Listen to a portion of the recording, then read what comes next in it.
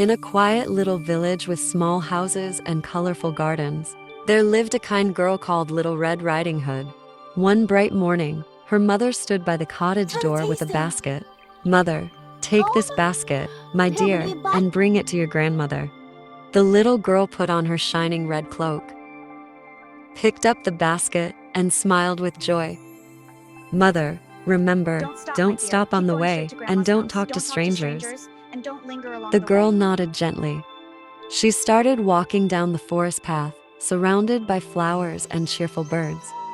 The tall trees cast shadows, and the forest grew darker. She bent down to pick a small flower. From behind the trees, a big sly wolf appeared, watching her carefully.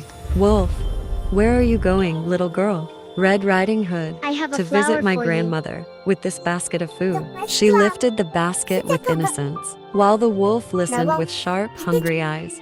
"Wolf, why not pick some pretty flowers for your grandmother?" The little girl clapped happily. "That's a wonderful idea." She gathered flowers with joy, while the wolf planned his clever trick. The wolf ran quickly through the forest, straight toward grandmother's cottage. The small cottage appeared, standing quietly among the tall trees.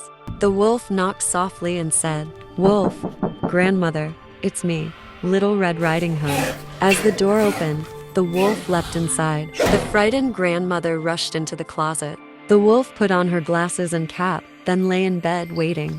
Soon, Little Red Riding Hood arrived, carrying her basket and flowers. She opened the door and called, "Red Riding Hood, grandmother, I've brought you food and flowers." She placed the basket on the table and looked toward the bed. The wolf lay there, half hidden under the blanket, pretending to be grandma. "Red Riding Hood, oh grandmother, what big eyes you have."